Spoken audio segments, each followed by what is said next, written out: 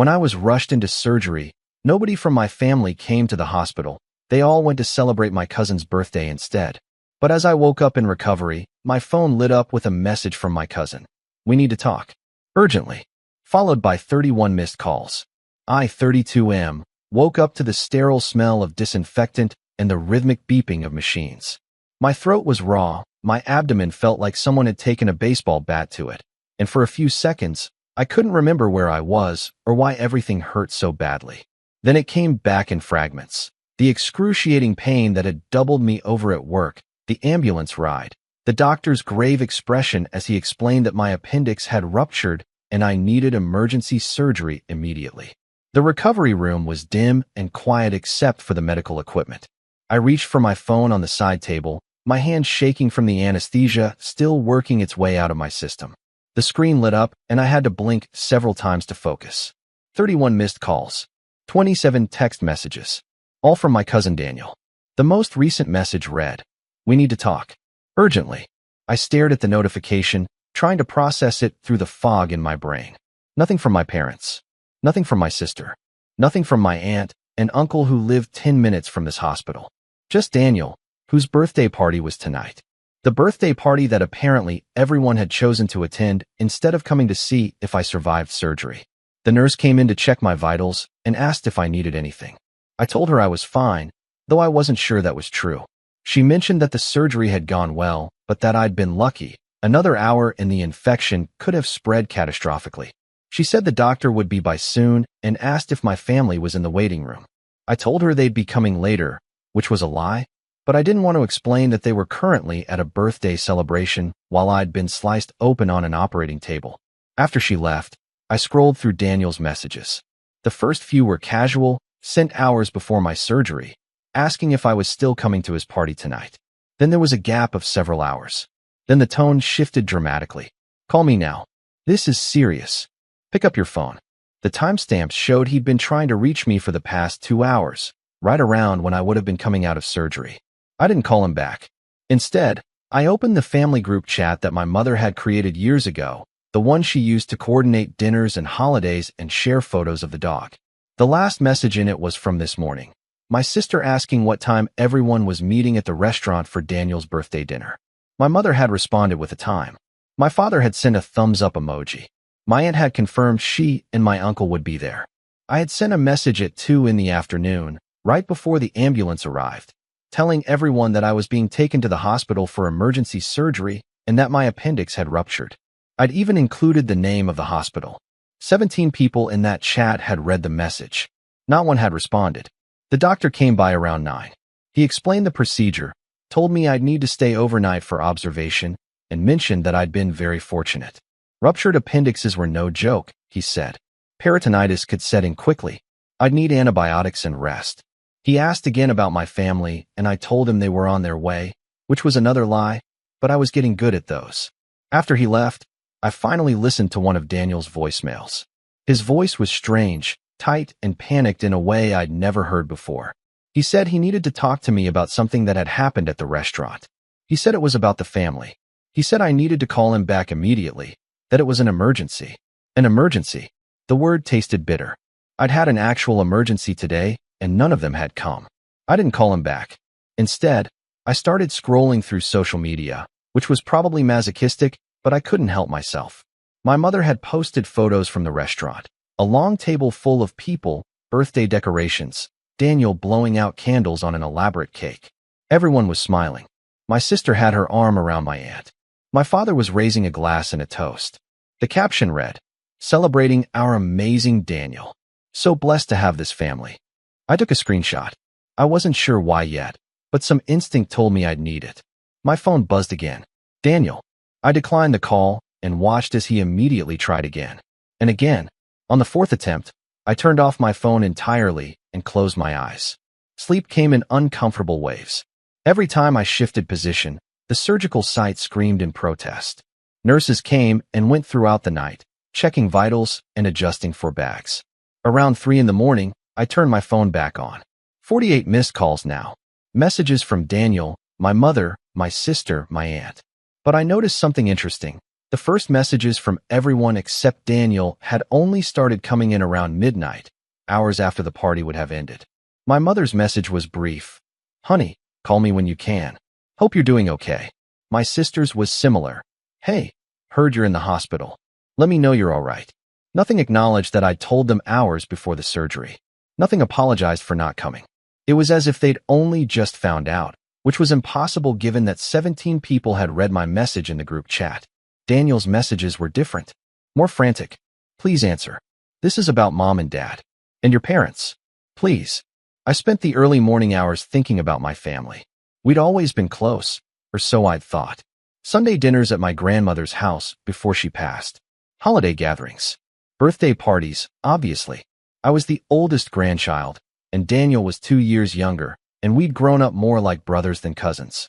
Our parents were siblings who'd stayed close into adulthood, buying houses in the same neighborhood, taking joint vacations. But there'd been cracks I'd ignored. Small things, like how my achievements were always downplayed while Daniel's were celebrated extensively. When I'd graduated top of my class in college, there'd been a small dinner.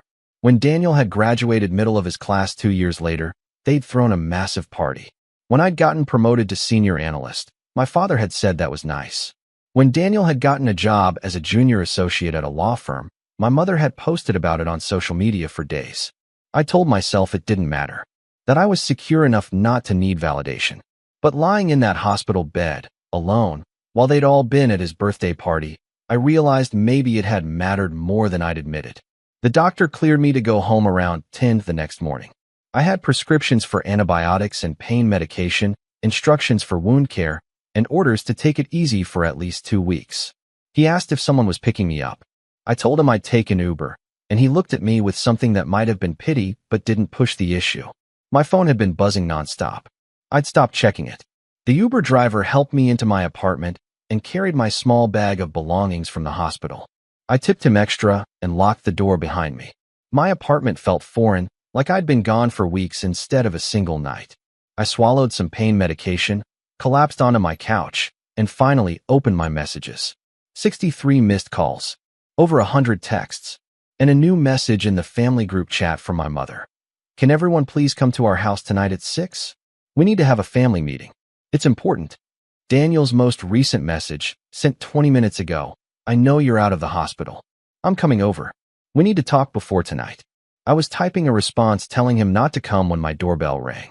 Of course, he'd ignored my unstated preference for isolation. That was typical Daniel, bulldozing through boundaries because he'd never had to respect them. I opened the door and barely recognized him. His eyes were red and swollen, his hair uncombed, still wearing the same shirt from his birthday dinner in the photos. He looked like he hadn't slept. He pushed past me into the apartment, and the words started tumbling out before I could say anything. He said he was sorry. He said he'd had no idea I was in surgery. He said none of them had known until after dinner when my mother's friend, a nurse at my hospital, had coincidentally seen me in recovery and texted her. I cut him off and asked what he meant they hadn't known. I'd sent a message to the group chat. 17 people had read it. His face did something complicated. He pulled out his phone and showed me the family group chat. My message wasn't there. The last message visible was my sister asking about dinner plans, followed by the responses about timing. My emergency message had vanished.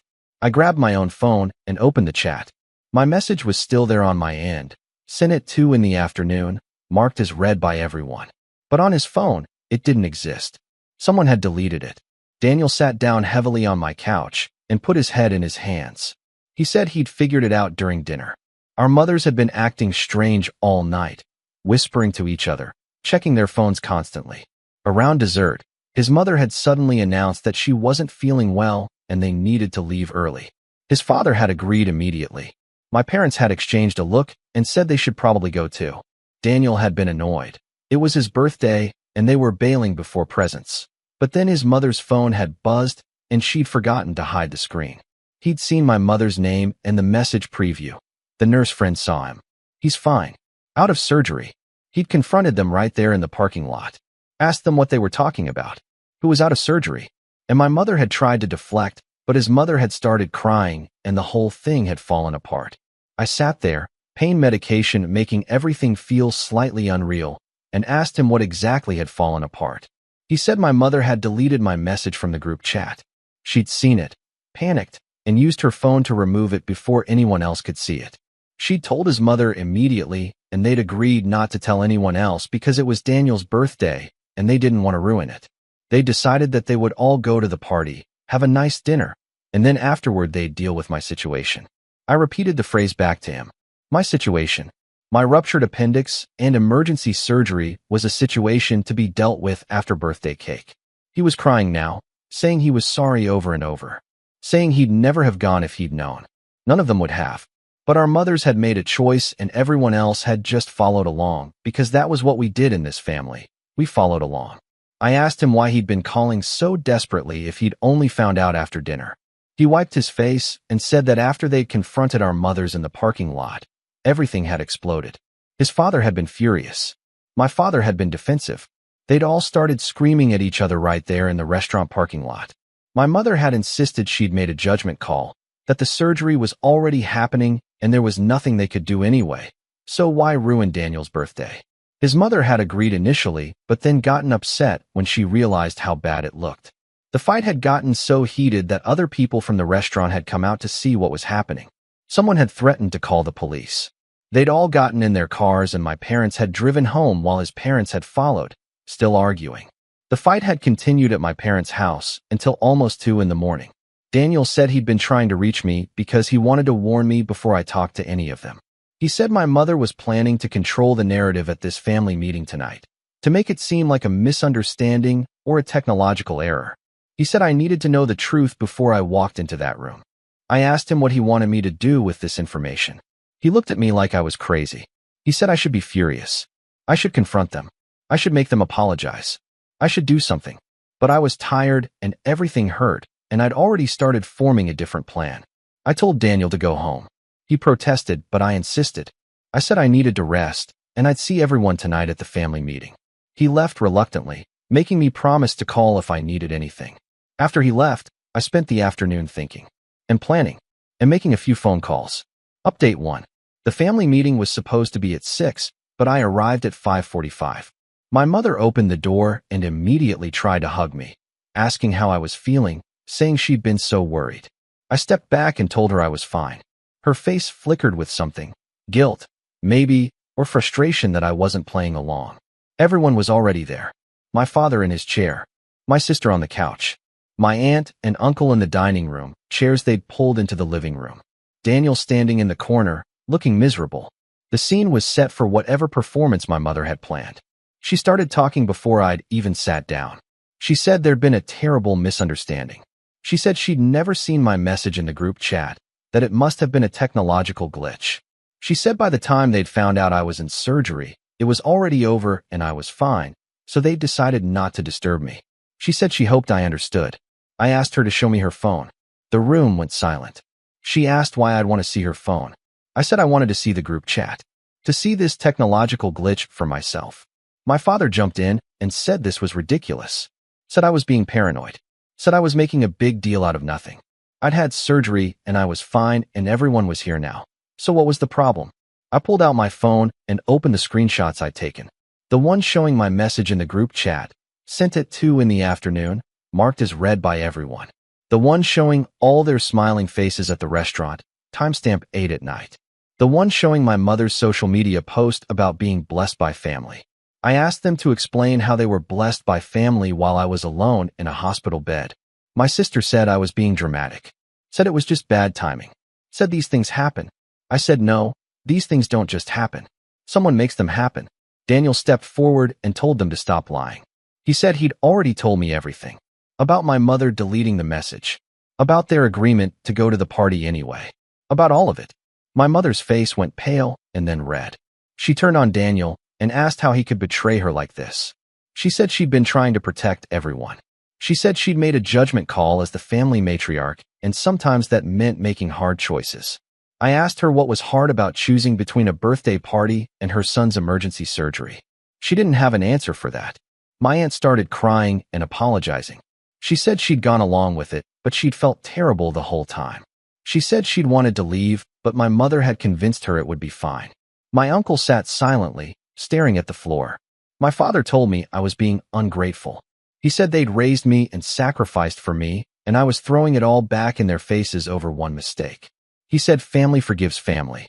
I told him forgiveness requires remorse, and I wasn't seeing any. That's when I told them about the phone calls I'd made that afternoon. To my grandmother's lawyer, the one who'd handled her estate when she died. To the financial advisor who'd managed the trust fund she'd left for me and Daniel. The trust fund I'd never touched because my parents had told me it was for emergencies only, and I should save it for when I really needed it. Except my grandmother hadn't left a trust fund for me and Daniel. She'd left one for me. Just me. The oldest grandchild. And my parents had been managing it for years, telling me I couldn't access it yet, that there were restrictions. There weren't restrictions.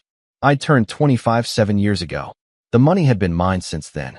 Over $300,000, growing with interest, sitting in an account I'd never known I had full access to. I asked my parents if this was another judgment call.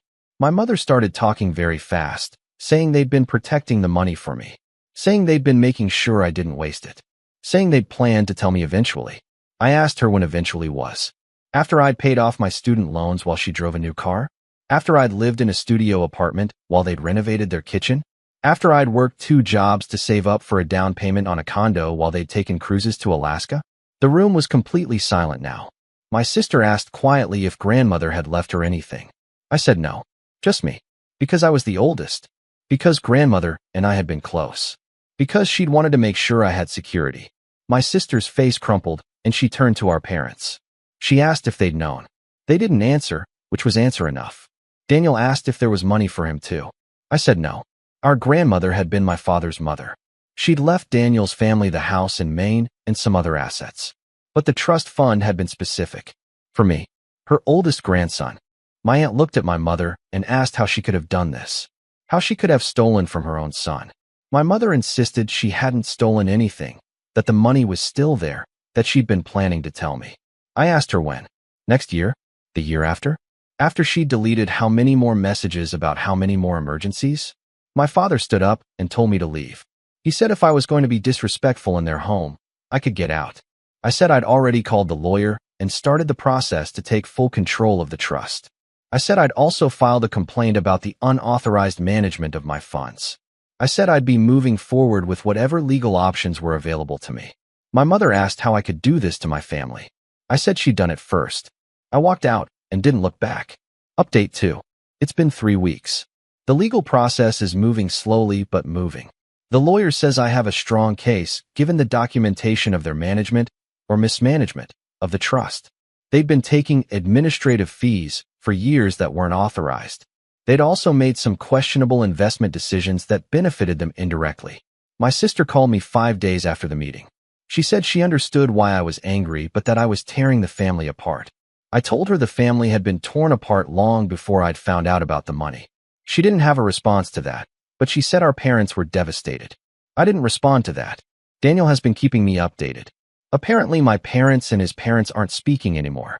His mother feels guilty for going along with the birthday party plan and has been apologizing to everyone. His father is furious at my father for the financial deception. The family group chat has been dissolved. There will be no joint Thanksgiving this year. My mother has tried to reach me dozens of times. My father sent one text telling me I was dead to him. I didn't respond to either. The money from the trust is now in my control. All of it. I paid off my student loans in one payment. I'm looking at houses. I scheduled the vacation to Japan I've been putting off for 5 years. And I opened a savings account that no one else can touch. My incision has healed well. The doctor says I'm recovering ahead of schedule. I've been working from home and taking walks in the evening. My coworkers sent flowers and cards. My best friend from college came to visit for a weekend. People who weren't related to me by blood showed up in ways my family never had. I think about that night in the hospital sometimes. About waking up alone after surgery. About seeing those party photos. About the choice my mother made to delete that message. She'd said she was protecting everyone. But really she'd been protecting the illusion. The illusion that we were a close family. That nothing was wrong. That we were blessed. The truth is messier. We were never as close as the photos suggested. And the cracks had been there all along. I'd just been too willing to ignore them. Daniel asked me yesterday if I'd ever forgive them. I told him I didn't know. Forgiveness isn't something I'm thinking about right now. Right now I'm thinking about building a life that doesn't require me to make myself smaller so others can feel bigger. My cousin still calls regularly. He says the family is pushing him to convince me to drop the legal case. He says he won't do it, but that he wants me to know what I'm up against. I appreciate the honesty. I've started seeing a therapist. She says family trauma is complicated. She says I'm allowed to be angry. She says healing isn't linear and I shouldn't rush it. I'm trying to take that advice. Sometimes late at night, I wonder what would have happened if that nurse hadn't coincidentally seen me. If they'd never found out about the surgery at all. If they'd just gone to the party and come home and never known I'd been alone in that hospital. I think they would have been fine with that. And that tells me everything I need to know. If you like this story, please like this video and subscribe us for more such real life-based stories. Thanks in advance.